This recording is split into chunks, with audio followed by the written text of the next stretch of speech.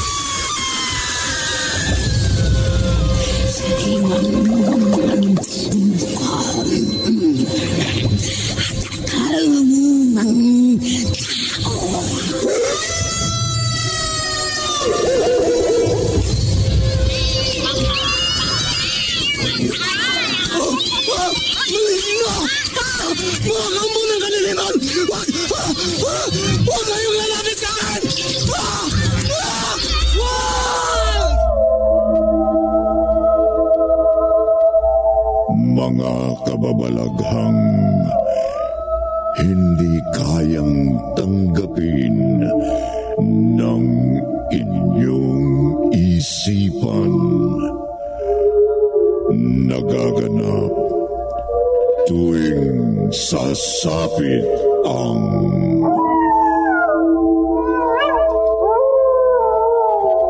gabi ng lagi.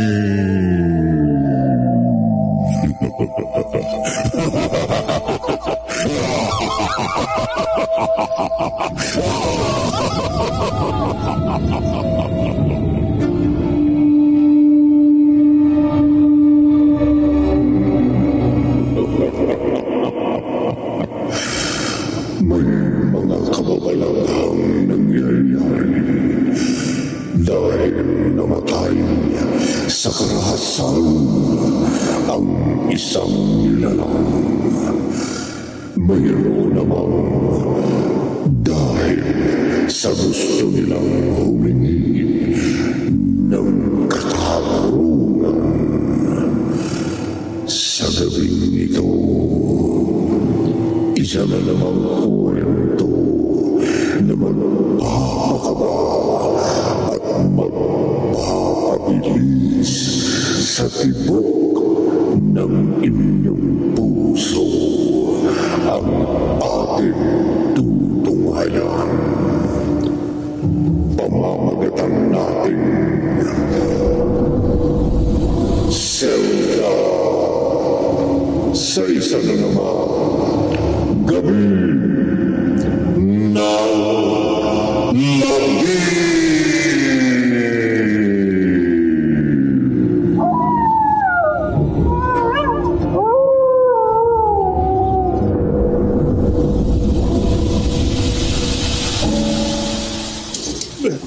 Buliset, nabartulina na naman ako. Dito na naman ako matutulog sa madilim at mabahong selda na. Sino yun? Ano yung narinig ko? Ang alam ko, nag-iisa lang ako dito. Hindi ako magpipigil sa pagpatay. Mga mata sa dilim. Nanlilisik. Hindi lang ako mata sa dilim.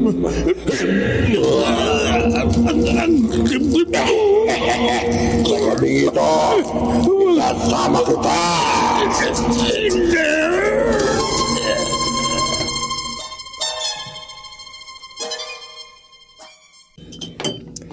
Tisi, hindi na ako mag-aalmusal. Abay, inumin mo kahit itong kape mo. Ano ka ba? Kailangan ko magmadali eh. Ano na naman ba nangyari? May namatay na naman preso. Bakit? Meron ba nangyaring gulo? Away? Ano? Kahapon meron. Kaya inilagay sa Bartolina yung sangkot sa gulo.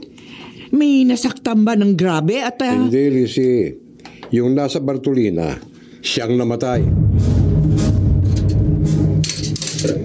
Halika, Mrs. Narito siya. Ano pong nangyari? Wala siyang sugat sa katawan. Duda ang aming doktor. Inatake siya sa puso. Pero wala pong sakit sa puso ang aking asawa. Ipa-autopsy pa namin siya bago i-release sa inyo na kanyang pamilya. Bahala po kayo. Dinaramdam ko ang nangyari, Mrs. Mabuti na rin siguro yun, Warden. Sa paano nagsasama kami, wala naman talaga siyang ibinigay sa akin, kundi hirap at sama ng loob.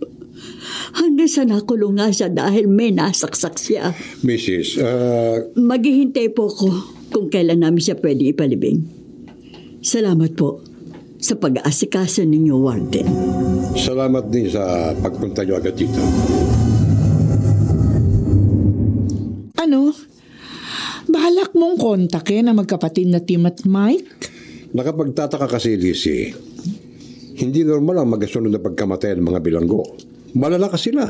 Walang sakit. Baka nagkataon lang siguro. Sa parehong selda sa Bartolina, doon nangyari ang pagkamatay. Walang sign ng foul play? Halimbawa, sinakal, binugbog. Wala ring tama ng saksak o bala. Hindi sila nilikida o sinalvage. Paano kung nilason? Hindi yun magagawa ng aking mga tauhan sa bilangguan. Oh, sigurado ka? Baka naman may gustong sumira sa iyong pamamahala. Sigurado ako sa aking mga tauhan, Lizzie. Malinis ang kanilang paglilingkod. El Cruz, kung hihingi ka ng tulong kay Tim at Mike, alam mo ba kung nasaan sila? O kung paano sila makokontak? Bahala na. Sila lang alam kung pwedeng gumawa ng paraan para matigil ang misteryosong kababalaghang nagaganap sa bilangguan.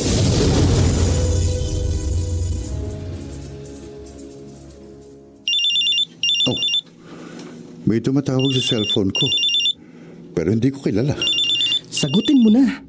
Hindi ka naman siguro mamamatay kung sasagutin mo ang isang tawag sa telepono. Hello? Tim, Sino ito?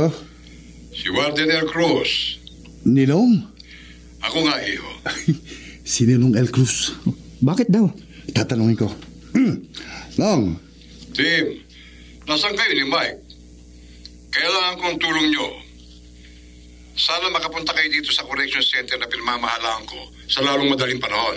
may problema, Nong? Meron. At sa tingin ko, may kinalaman ito sa espiritual na mundo. Sigurado ka, Ninong? Sige. Mag-uusap muna kami ni Mike. Tatawagan ka agad kita kapag nakapagpasya na kami.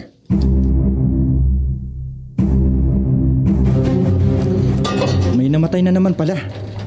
Oo. Sa parehong selda. At parehong atake sa puso. Baka nagkataon lang. Ibang duda ni Ninong Mike. At dahil alam niyang ginagawa nating paghahunting sa masasamang nilalang, gusto niyang matiyak kung ano ang maitutulong natin. At kung totoo ang ano ang dahilan ng magkasunod na pagkamatay. Paano kung nagkataon lang? Mike, walang sign of foul play. Walang saksak. Walang tama ng baril. Walang bugbog. At ayon sa autopsy, walang lason sa katawan ng mga biktima. Namatay silang pareho sa atake sa puso. Kung ganun, may sakit sila sa puso. Yun ang ipinagtataka niya. Walang sakit sa puso ang dalawang preso. Tim, sapat bang dahilan yan para isugal natin ating buhay at magkunwari tayong mga preso? Wala ka bang tiwala kay Ninong L. Cruz? Pero Tim, may dapat tayong tapusing trabaho na... Dalawang buhay nang nawawala, Mike. Kahit masamang tao sila, tungkulin nating alamin kung ano o sino talaga ang pumatay sa kanila.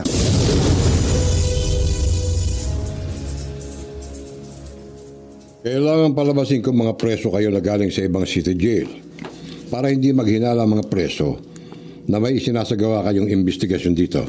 Okay po. Mag-iimbento tayo ng kaso laban sa inyo. Kailangan po ba talaga yun? Kung papasok kayo dito sa correction facility na pinamamahalaan ko, kailangan idaan natin ito sa legal na paraan para walang makahalata sa gagawin ninyo. Sige, call ako, Ninong. Bahala ka na. Pero Tim, Ikukuha ko kayo ng totoong abogado na mag-handle ng kaso nyo. kailangan talaga namin ng abogado? Mike, Huwag ka nang kumontra.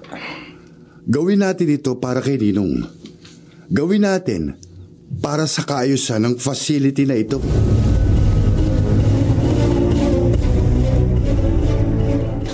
Ako si Johnny. Ako ang hawak ng kaso nyo. Salamat naman. Dahil may abogado na kayo? Hindi. Dahil ang ibinigay sa aming abogado ay maganda at sexy. Tatanggapin ko yan bilang compliment. Dahil kapag inisip kong binabastos mo ko, bibitiwan ko ang kasong ito. Attorney Johnny, pasensya ka na sa kapatid ko. Ano ba ang dapat nating pag-usapan pa? Gusto kong sabihin niyo sa akin kung totoo ang ibinibintang sa inyo. Pagnanakaw at attempted murder. Attempted? Ano ka mo? Attorney Johnny, kaming Mike, ingat ka sa bibitiwan mong salita. Hindi alam ni Atty. Kasunduan natin kay Warden L. Cruz. May problema? Bilang abogado ninyo, kailangan ko malaman ng totoo para makapag-research ako ng defense na magpapawalang sala sa inyo. Officially, mga preso ko na kayo ha. Bahala na kayo mag-imbestiga, magtanong-tanong. Pag napaaway kayo, hindi ko kayo mapoprotektahan. Alam niyo lang gagawin niyo magkapatid. Opo, Ninong. Hindi pa rin ako siguradong tama itong... Mike, tama ito. Huwag ka nang kumontra dyan. Sige, pabalik na ako sa aking opisina. Oras ng exercise at pagkapaaraw ng mga preso ngayon. Kaya, bahala na kayo dito. Mike, kailangan may mabartuli na sa atin. Ako ba? Sama ang tingin mo sa akin. Parang sinabi mo nang gumawa ako ng gulo. Para akong mabartulina. Hindi natin malalaman kung ano ang nasa Bartolina kung walang malalagay sa atin doon. Bitiwan niyo ako! Bakit ako ibabartulina? Ayaw ko sa loob! Madilim! Oy! Palabasin niyo ako dito! Oy! Huwag niyo akong iwan dito! Oy! Pare, diyan ka pala inilagay sa kabilang Bartolina. Pasensya na ha. Trabaho lang to. Kailangan talaga itang sapakin. Biglang lumamig ang hangin. Saan galing ang... Pare, pag may nakita ka ha, sabihin mo agad sa akin. Mga mata sa dilim! Huwag mong tingnan! Hindi! Pare! Anong ginagawa niya sa'yo? Sabihin mo sa akin! Sabihin mo sa akin!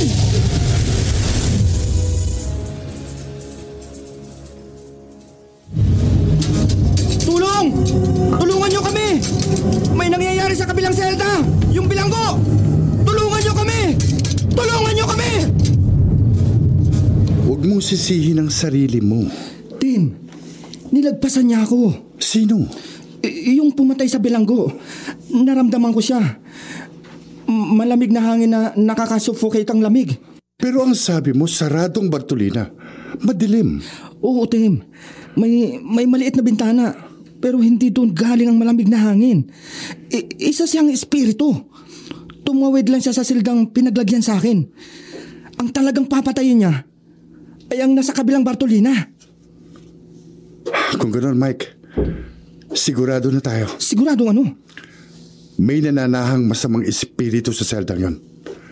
At siya ang pumapatay. Paano ngayon? Kailangan pa natin mag-imbestiga. Pagtanong.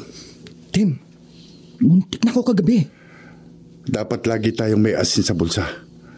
Para kung sakaling tayong atakihin, may panlaban tayo. At nagkataong wala akong asin sa bulsa. Sira ulo ka. Bakit mo hinayaang wala kang proteksyon? Ano bang malay ko? Kailangan kumuha tayo ngayon. Saan naman? Saan pa? Sa kusina nitong bilangguan. Good morning, Lizzie. Oh, Abner. Anong ginagawa mo dito sa bilangguan? May ipinasok na 2 bagong bilanggo. Kukumustahin ko lang. Kay L. Cruz kung may previous record dito. O kaya sa ibang facility. Naroon siya sa opisina. Nagagaling ko lang doon. Mabutit narito siya. Teka, ikaw, bakit ka narito? Dinalahan ko siya ng lunch. Marami siya binabasang papeles. Hindi raw siya makakauwi for lunch. Kaya nagpasama ako sa driver namin. Inihatid ko lang yung pagkain niya. Kaya mahal na mahal ka ni kumpadre. Abay, dapat lang, Abner, no? Hindi na yata siya makakahanap ng katulad ko. Totoo yan. Papaano, prosecutor? Mauna na ako sa'yo. Sige, Mare. At marami kaming dapat pag-usapan ni Warden L. Cruz. Alam mo, matagal na akong janitor dito. Bawal kaming pumasok sa mismong lugar kung nasaan ang mga selda ng bilanggo. Tama naman yun. Kaya nga habang kausap kita, may nakapagitang bakod na bakal sa atin. Teka, ano bang gusto mong malaman? Mga kababalaghan. May alam ka bang kababalaghan na nangyayari dito? Sa sarili ko, wala akong nararanasan.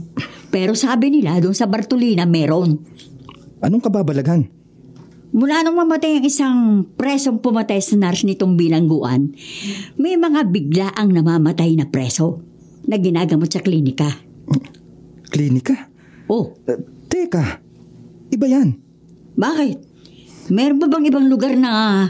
Kaya kami narito. Ang ibig kong sabihin, hindi ba ang mga misteryosong pagkamatay nangyayari sa Bartolina?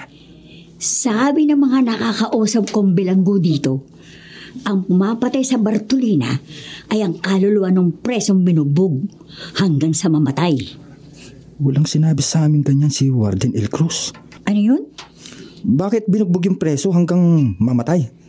Dahil may pinatay siyang nurse. Nurse dito sa bilangguan.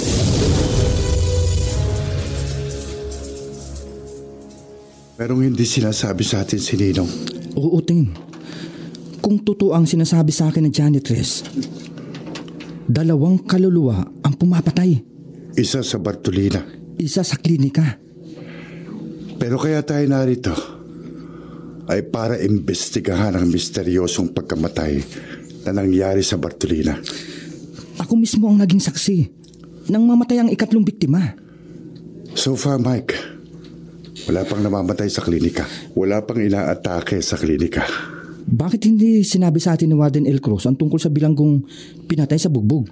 At ang tungkol sa nurse na pinatay ng bilanggong yon. Tim, anong gagawin natin? Gumaganti sila. Ang ibig kong sabihin, yung mga namatay, gumaganti sila. At para tumigil ang paghihiganti, kailangang matahimik ang kanilang kaluluwa? Kailangang malaman natin kung saan sila nakalibing. At kailangang makausap natin si Warden L. Cruz. Dapat nating malaman kung totoo ngang may bilanggong pinatay sa bugbog habang nakakulong sa Bartolina.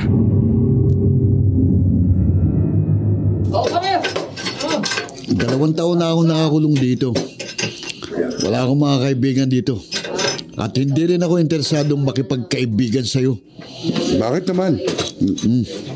Tayo niya ulam mo, ha? Paubos na ulam ko, eh. Hindi pwede. Alisin mo yung kamay mo sa plato ko. Bakit ba madamot ka? Bakit makulit ka? Bakit ano ba gusto mo? Aba, Ha? Ano ba gusto mo? ikaw, ano ba gusto mo? Tim, tama na yan! Huwag kang makialam. Madamot ang isang ito, eh. Talaga bang hindi ka titigil? Ha? Ano? Tabacho yung masakit yun, ah! Ano, lalaban ka? Hindi kita atrasan. Tim, tama na sabi! Ano bang binabalak mo? Huwag kang makialam, Mike! Kailangan ko itong gawin! Babalik ka!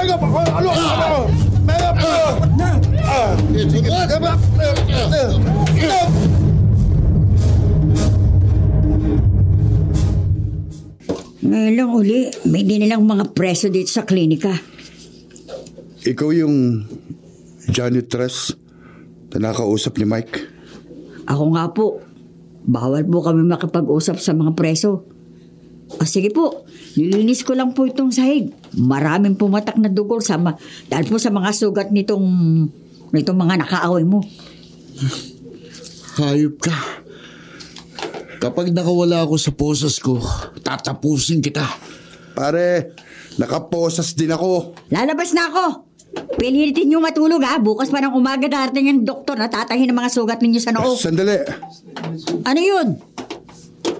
Alam mo ba kung saan inilibing yung presong nakapatay ng nurse? Hindi. Pero natatandaan ko, nasabi noong isang bilanggo, siya ang naglinis ng selda pagkatapos na may mamatay sa Bartolina. Maraming dugo. Ha? Oo, napakaraming dugo ng gabing yun.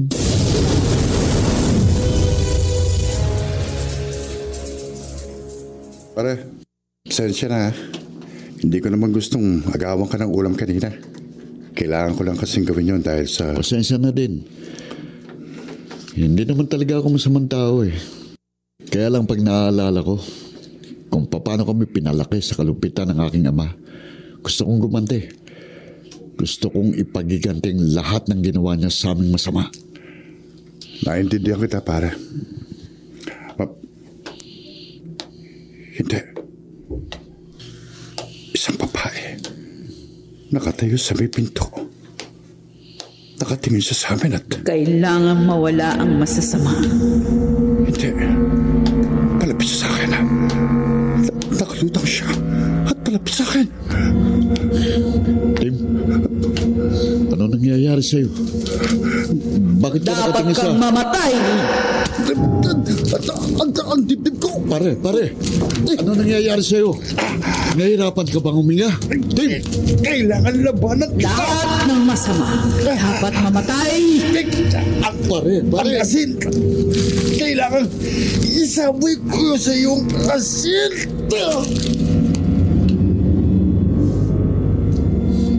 Ibig mo sabihin, nakita mo yung multo ng babae? Oo, Mike. Pero dahil okay na raw ako, pinabalik na ako rito sa selda ng doktor. Naiwan sa klinika yung isang preso? Oo. At natatakot ako para sa kanya.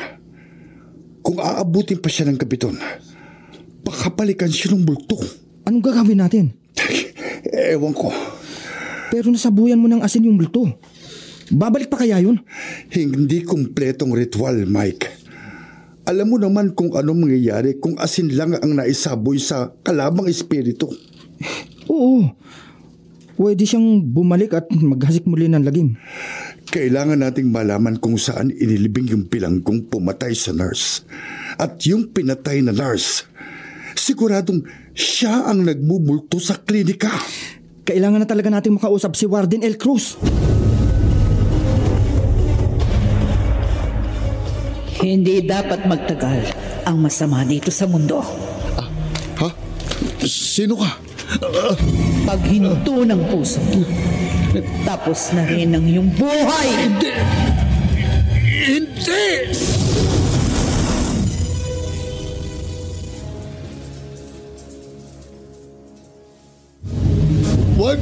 Wag mong labanan dahil ngayong gabi ang iyong huling hininga. Yan ang nababagay sa masasamang tulad mo.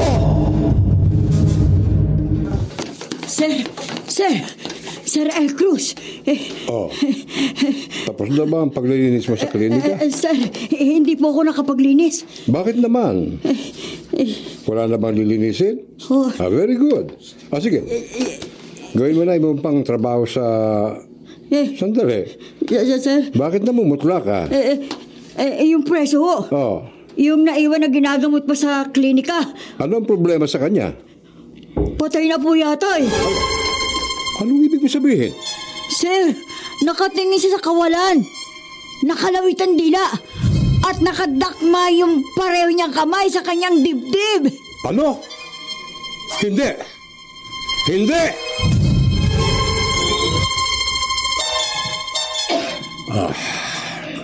Honey, relax ka lang. Lizzie, paano ko magre-relax? May namatay na naman. Tinutulungan ka na magkapatid na Tim at Mike sa pag-iimbestiga, hindi ba? Doon nga ako lalong natatakot eh. Paano kung mapahama ka magkapatid? Oh, hindi naman siguro. Noong una, munting na si Mike. Pero nilagpasan siya ng espiritong pumapatay. At yung isa pang preso na nasa kabilang Bartolina, yun ang pinatay. Ngayon naman, doon sa klinika. Doon umatake nila lang na pumapatay. Si El Cruz, minahong ka. Ano ka ba? Hindi nakikita ang kalaban, Lizzie. Doon ako nagagalit. Hindi ko alam kung paano sila labanan. At hindi ko alam kung paano po protektahan laban sa kanya ang mga bilanggong nasa ilalim ng pangangalaga ko. Bakit gusto mong sabihin ko sa iyo ang pinag-usapan namin ng mga kliyente ko? Ako ang prosecutor ng kaso. Gusto kong malaman kung kailangan pa nating ituloy ang pagdinig sa kaso. O bigyan natin sila ng tsansa for settlement. Settlement? Attempted murder ang kaso nila. Nagpapatawa ka ba, Panyero? Sino bang abogado na magkapatid? Ikaw o ako? Nakakatawa ba ang sinabi ko, Attorney Johnny? Dapat nga matuwa ka dahil binibigyan ko ng pamimilian ang iyong mga kliyente. Pamimilian? Parang sa pakiramdam ko, humihingi ka ng lagay para i-dismiss ang kasong ito. I beg your pardon. Baka gusto mong pahirapan kita sa kasong ito. Attorney Abner, abogado ako na magkapatid na Tim at Mike. Kung anong kasong nakasampa laban sa kanila, haharapin namin sa korte. Doon ako magbibigay ng mga ebidensyang magpapatunay na wala silang sala. Hindi sila kailangang alukin ng settlement. Dahil, Panyero, naniniwala akong walang kasalanan ang dalawa kong kliyente.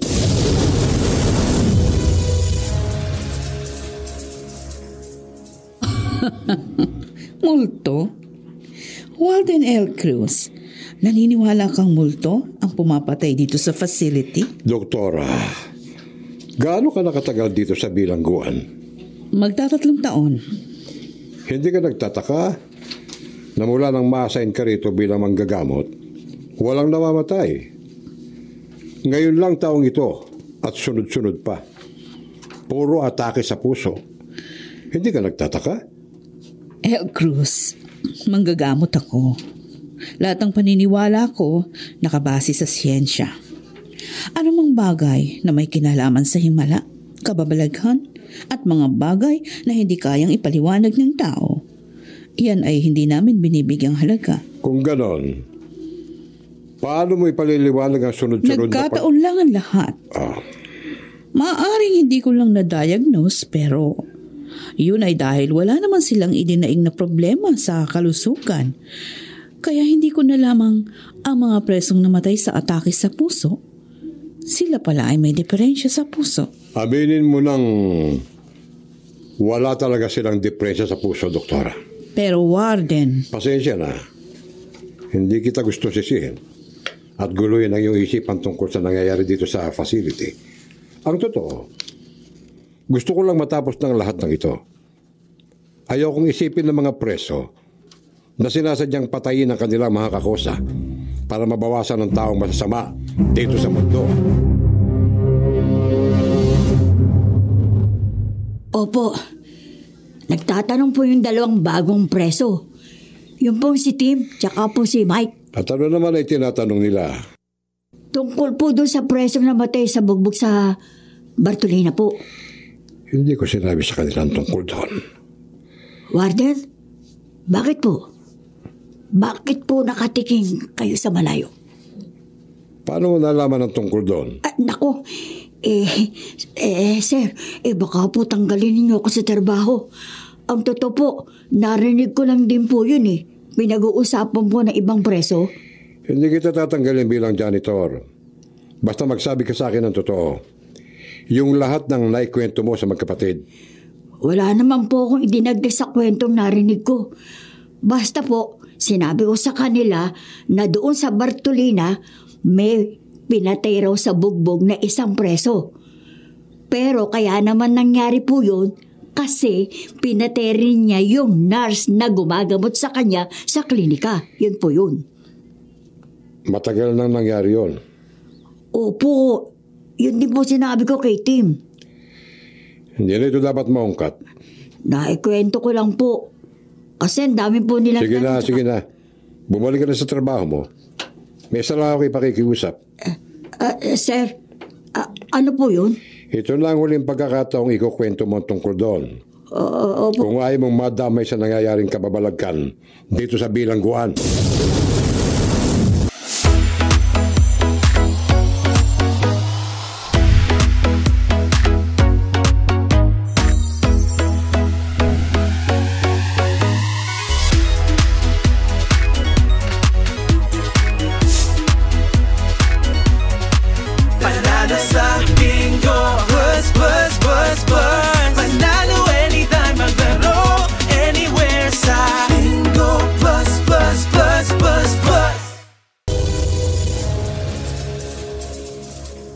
Nagpunta ako rito dahil nagpahatid ng message sa magkapatid. Gusto nila akong makausap. Attorney Johnny, alam mo namang may oras ng pagbisita sa mga bilanggo. Alam ko. Pag pinayagan kitang makausap sila, magiging unfair yun sa ibang bilanggo. Alam ko rin yun. Ang hinihingi ko lang ay ilang minuto, Warden. Pero Attorney Johnny... Ito ay may kinalaman sa kanilang unang hearing. May ilang bagay akong dapat linawin sa kanila para sa presentation of evidence. Okay, pagbibigyan kita. Pero siguruhin mong ilang minuto lang, Attorney.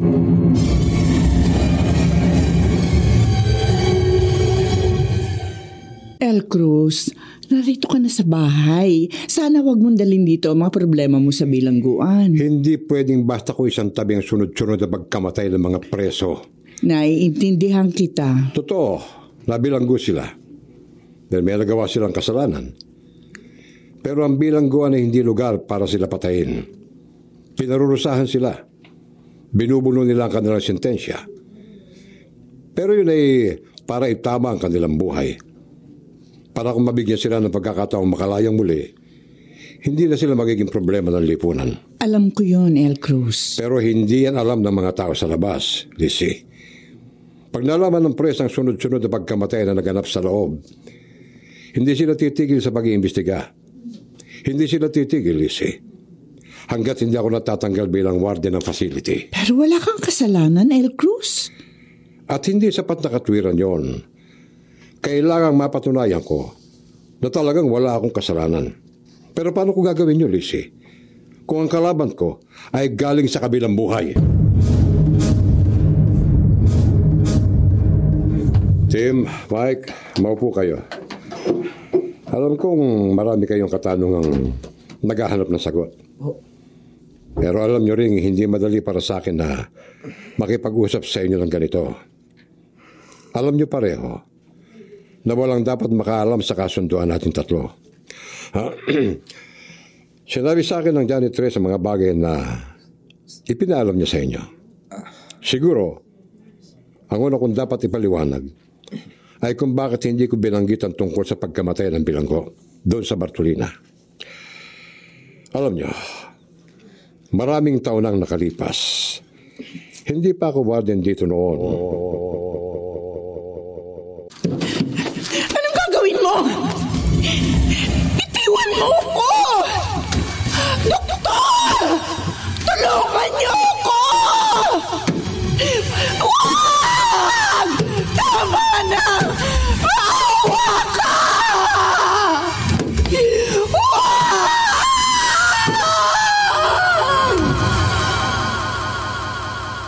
Ginagamot noon ang naros ang sugat ng bilanggo dahil sa naganap na riot. Naiwan siya mag-isa dahil may binalikan ng doktor sa kabilang kwarto. Pag-alis ng doktor, inihampas agad ng bilanggo ang ulo ng nurse sa simentadong pader. Dahil doon, namatay ang nurse. Sa galit ng noon ay warden, agad siyang inilagay sa Bartolina. Pagsapit ng dilim, pinatay siya sa bugbog ng mga tauhan ng warden. Mike, Tim, wala akong kinalaman sa madilim na nakaraan itong facility. Pero, bakit sa panahon ko sila gumaganti? Bakit?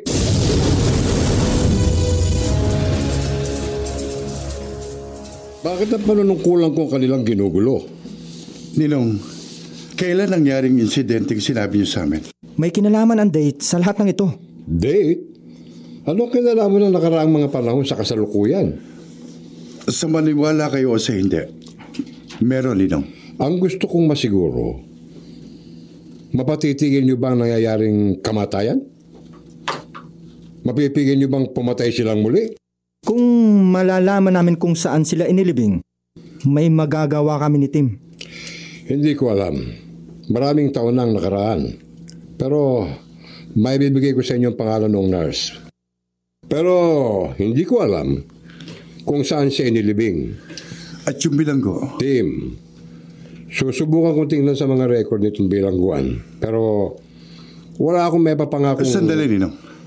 Bakit? Naalala ko, sinabi nung janitor sa akin, nung gabing pinatay daw ang bilanggo, Maraming dugo. Ang alam ng janitress ay galing na sa nagpasalin-saling kwento ng mga bilanggo. At anong kinalaman ng maraming dugo sa pinag-uusapan natin? Kung malalaman natin kung saan itinago o itinapon ang nalinis na mga bagay sa lugar ng krimen, maaari naming gawin ang ritual doon at hindi na namin kailangan malaman kung saan siya inilibing. Sigurado kayo? Opo, Ninong. Kung matatagpuan natin ang ginamit para linisin ang maraming dugo, kung narito pa mga natuyong dugo ng bilanggo, doon mismo, Ninong, maaari naming gawin ni Mike ang ritual. Mayroon akong lugar na ginamit nilang tambakan. Hindi namin ginagalaw ang lugar na yon. Maaaring naroon ang gusto niyong makita.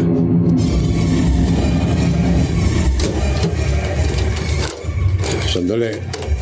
Bubuksan ko lang ang ilaw. Ba? Pundido na yata. Ito na lang flashlight. Puro agyo dito ah. May mga kahon. Patong-patong. Eto. May mga pangalan ng kahon. Kaya lang natatakpan ng mga agiw. May nakasulat na pangalan at taon. Mga gamit yata ito Sandali. ng...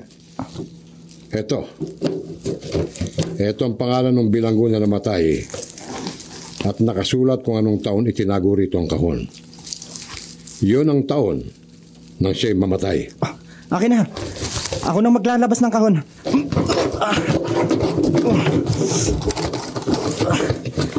Mike, anong laman?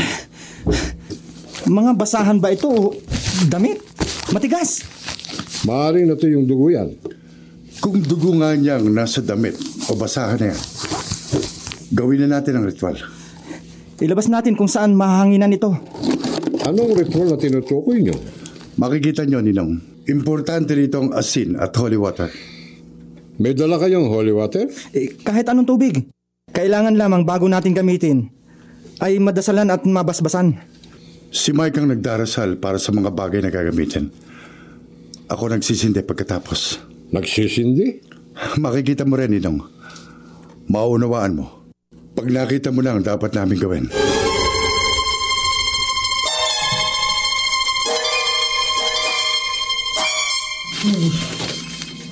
Hindi ko nakausap ang iyong mga kliyente. Panyero, walang dahilan para kausapin mo sila. Gusto kong malaman nila na gagawin kong lahat para masigurong hindi na sila makalalabas ng bilangguan.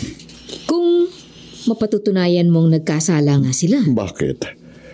Nakatitiya ka bang mapapawalang sala mo sila? Bakit ko sasabihin sa'yo? Basta gagawin ko ang lahat para tulungan ang kliyente ko. Gawin mo ang trabaho mo at gagawin ko ang trabaho ko.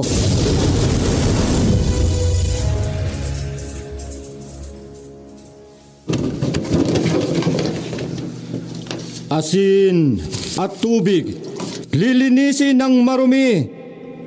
Asin at tubig, palalayain ka sa nakaraan. Asin at tubig, puputulin ang nagdurugtong sa iyo dito sa mundo ng mga buhay. Kaya't mananatili ka na sa kabilang buhay. Sisindihan ko na. Pumunta ka na sa dapat mong puntahan. Hindi mo na may ibabalik ang nakaraan. Mananahimik ka na. Pumunta ka na sa dapat mong puntahan. Nakita ko yon. Narinig ko kanya sigaw. Siyang pumapatay sa Bartolina. Matatahimik na siya. Sigurado kayong hindi na siya papatay upang... Hindi na, Ninong. Ang laman ng kahon na sinusunog natin ngayon, ito na ang huling bagay na pumipigil sa kanya upang umalis sa mundo ng mga buhay. Kung magkakaroon siya ng katahimikan sa kabilang buhay, langit na ang makapagbibigay sa kanya noon.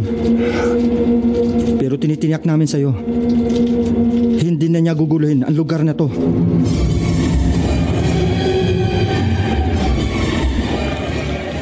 Mahirap paniwalaan ang sinasabi mo, El Cruz. Pero matagal nang ginagawa ni na Tim at Mike ang ritual. El Cruz? Lizzie, gusto kong paniwalaan. At gusto kong pagkatiwalaan ng magkapatid. Sana nga tama ka nang kunin mo ang kanilang tulong. Isa na lang ang dapat nilang gawin. At matatapos na rin ang problema ko. Ha? Ano? Ano pa ang kulang?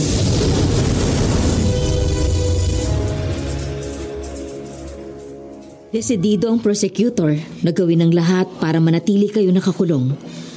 Kailangan niyo akong bigyan ng iba pang detalye na makapagliligtas sa inyo mula sa kanyang galit. Attorney Sexy, Attorney Johnny, wala kaming pakialam sa galit ng prosecutor. Makinig ka sa amin. May ihilingin kami sa'yo. Narinig niyo ba ang sinabi ko? Nagpunta ako dito para humingi sa inyo ng iba pang detalye tungkol sa kasong kinaharap ninyo. Wala kaming pakialam sa kaso. Ang gusto sana namin, tulungan mo kami. Abogado niyo na ako.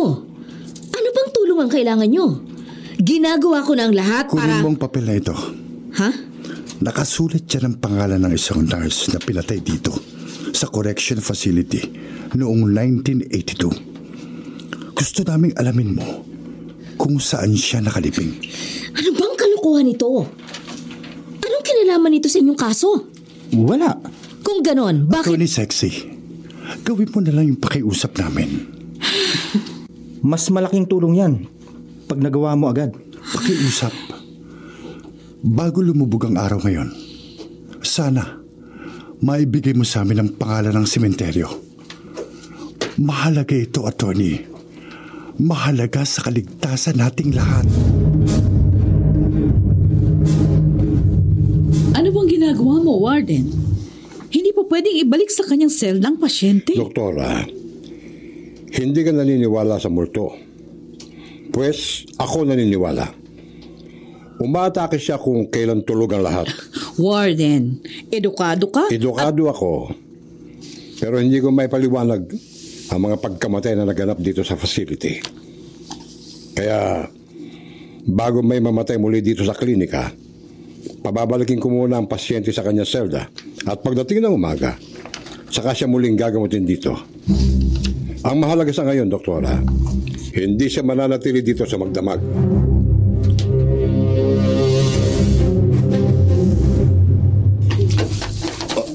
Bilisan nyo!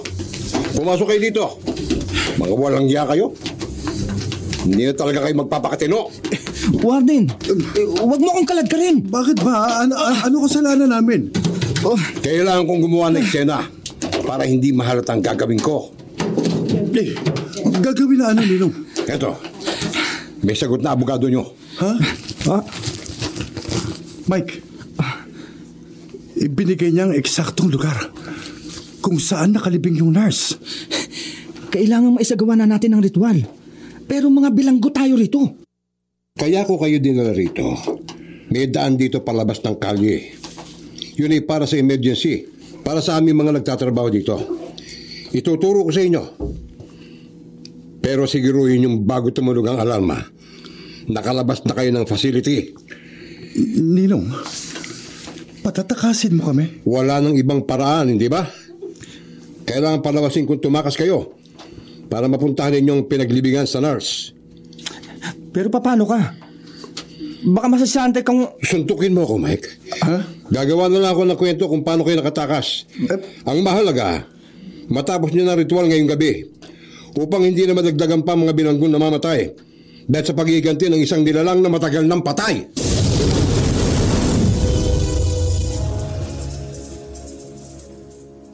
Nakatakas ang magkapatid o pinatakas mo? Panyero, hindi naman yata tamang pagbintangan mo ng ganyan si Warden. Nakikita mo bang pasa niya sa mukha? Masakit pa ang pangako hanggang ngayon. Pinatakas mo sila. Aminin mo na. Teka muna sandali, Piskal. Sino ba may kaso dito? Hindi ba yung magkapatid? Bakit ako dinidiin mo? Tumakas sila. Pinagtulungan nila ako kaya nawalan ako ng malay. At sa ilang sandali na nakahandusay ako sa simento, nagawa nilang tumakas. Paano nilang nalaman ang sikretong daan palabas nitong facility? Kayo lang ang nakakaalam sa daan na yun. Hindi ko alam. Matalino magkapatid. Maring napag-aralan Hindi ako naniniwala sa'yo. Fiskal, sa halip na nagsisisihan tayo, mas mabuti sigurong lumakad na ako para hanapin ang mga kliyente ko. Sandali, Atty. Johnny. Isa ka pa eh. Isa pang, ano? Bago ito nangyari, nakipag-usap daw sa'yo mga kliyente mo. Ikaw bang nagturo sa kanila ng sekretong daan palabas dito? Ginawang daan na yun para sa mga manggagawa ng facility for emergency purposes. Hindi ko alam kung anong tinutukoy mo. Kung ganoon, anong pinag-usapan niyo ng kliyente mo? Bakit ko sasabihin sa'yo? Nasasayang ang oras sa pagdidiskusyon natin. Kailangan hanapin ang dalawang tumakas. Sandali. Ginagawa na ng mga pulis ang trabaho nila. Ang gusto kong malaman, Attorney Johnny, saan pumunta ang mga kliyente mo? Hindi ko alam. Hindi tungkol sa pagtakas ang pinag-usapan namin kahapon. At kung tinanong man nila ako tungkol doon, hindi ko sila kukonsintihin. Matalino ang dalawang yun. Alam nilang lalong bibigat ang kaso nila kung tatakas sila. Pero tumakas nga sila. Kaya sabihin mo sa akin, ano talagang dahilan ng pag-uusap nyo kahapon? Anong pinag-usapan nyo? Abner, may karapatan si Atty. Johnny. Hindi itong oras para magpaligoy-ligoy pa tayo, El Cruz. Johnny, sabihin nyo sa akin ang lahat ng nalalaman nyo para hindi kayo madamay sa kaso ng magkapatid. Okay. Sasabihin ko na. Johnny. Nagpatulong sila sa akin para mahanap ang pinaglibingan ng isang nurse na namatay dito sa facility noong 1982. Ano? Anong kinalaman noon sa attempted murder na kaso nila? Kung kaya sila ikinulong dito? Hindi ko alam. Pero ginawa ko ang hiningi nila. Matindi ang pakiusap ng magkapatid, kaya hinanap ko. At agad kong ipinaalam sa kanila nang malaman ko kung saan nakalibing ang nurse. Kung ganon, doon sila pupunta? Hindi ko alam. Saan inilibing ang nurse? Abner, hindi ko pwedeng sabihin. Pwede kitang kasuhan, Johnny. Alam mo yan. Abner, pabayaan na natin si Atty. Johnny, minsan pa kitang tatanungin, saan inilibing ang nurse?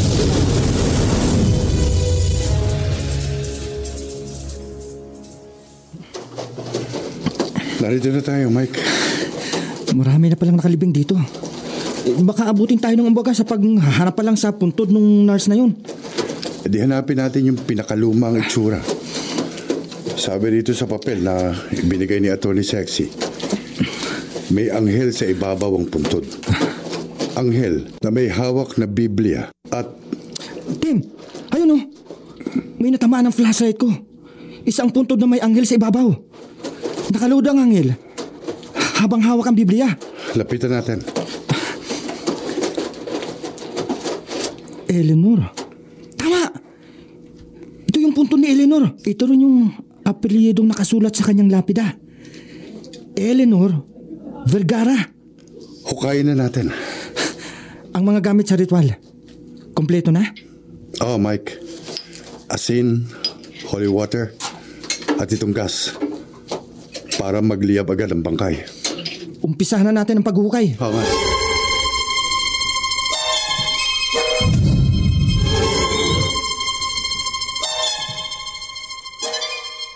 Ice pack lang ang katapat ng pasama, Warden. Salamat, Doktora. Oh, eto. Idampi mo dyan sa panga mo. Pagkatapos, pwede ka rin uminom ng pain reliever para humupa ang kirot. Okay. O paano? Uwi na ako.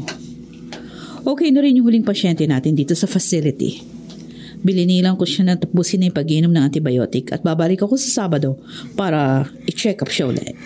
Pasensya na, Doktora, kung medyo nakipagtalo ko sa iyo nitong nakaraang araw, ha? No problem. Okay, sige. Uwi na ako. Ingat sa daan, Doktora. I guess, ikaw ang dapat mag-ingat. Hindi ba sabi mo, may multo dito sa klinika na pumapatay ng mga bilanggong pasyente? Doktora, bilanggo ang pinapatay niya. At hindi ako bilanggo. You can never tell. Talagang hindi ka naniniwala, ha? Pag nakita ko, saka ako maniniwala. Ang mabuti pa umuwi ka na rin. At siguradong hinihintay ka na ng misis mong si Lizzie. Anong gagawin mo, Abner? Ano pa? Dadamputin namin ang magkapatid na tumakas. Men! Sakay na sa inyong mga mobile cars. Pupuntahan natin ang magkapatid. Please! Hulihin mo sila ng buhay, Abner. Ipangako mo sa akin. Kapag lumaban sila, mapipilitan akong iutos na tapusin sila. Pero, Pupuntahan na namin sila. Baka makatakas pa. Abner, Tayo na! Nasa cemetery sila malapit sa border. sorry, Abner. Kailangan kong gawin ang dapat kong gawin. Hindi ko man naiintindihan kung bakit hinahanap ng magkapatid ang puntod na yon. Mga kliyente ko pa rin sila. At sa puntong ito, kailangan kong gawin ang lahat para sila protektahan.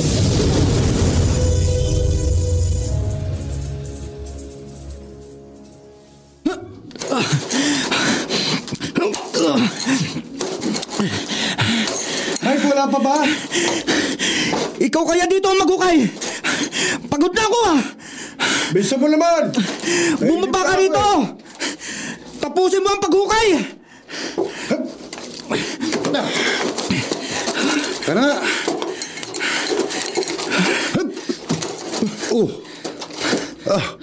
Mike! Narito na pala eh. Sumuko ka na kaagad. Eto na. Tulungan mo ako.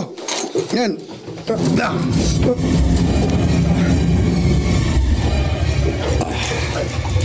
Tatapusin ko na lang ang paghihilamos. Tapos uuwi na ako. Hindi na masyadong mahalata ni Liz yung pasa ako sa panga at sa pisngi. Hindi mo sila dapat pinatakas. Sino ka? Masama ka rin. Hindi. Anong ibig mo sabihin? Lahat ng nagkakasala, kahit nakabilanggo na, dapat mamatay. Teka, hindi ako bilanggo. Ako... Dapat ka ring mamatay! Ang dibdib ko.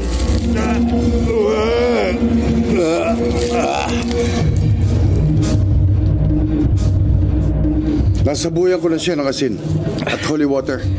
Ito naman. Manahimik ka na, Eleanor. Pumunta ka na sa dapat mong puntahan. Mike, nagliliyab na. Matatapos na ang kanyang paghihiganti.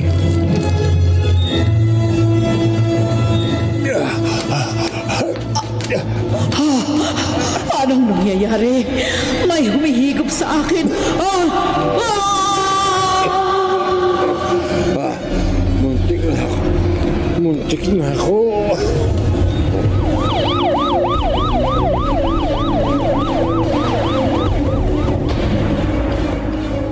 Wala sila dito. Niloko ko ni Attorney Johnny. Hanggang sa huling sandali, mga kliyente niyang kanyang prenotektahan. Sigurado po kayong okay na kayo, Warden? Sige na. Magpahinga ka na rin. Ihatid ko na po kayo sa kotse ninyo. Hindi na. Kaya ko na sarili ko. Sige na, magpahinga ka na. Mas kailangan mo yon. Sige po. Nong. Ninong. Tapos na. Ma? Nagawa na namin, Ninong. Warden, may dugo ko sa ilong? Oo nga. Muntik na ako. Inatake niya ako. Pero salamat sa inyo.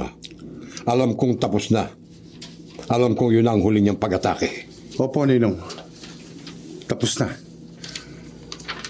Nagawa na namin ang ritual, Ninong.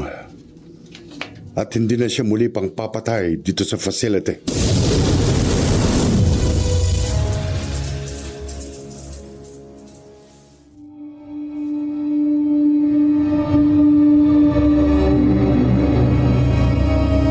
Matatahimik na rin ang mga kaluluwa na humili ng katarungan. Magugutom na rin ang mga misteryosong pagkamatay na nagaganap sa bilangguan.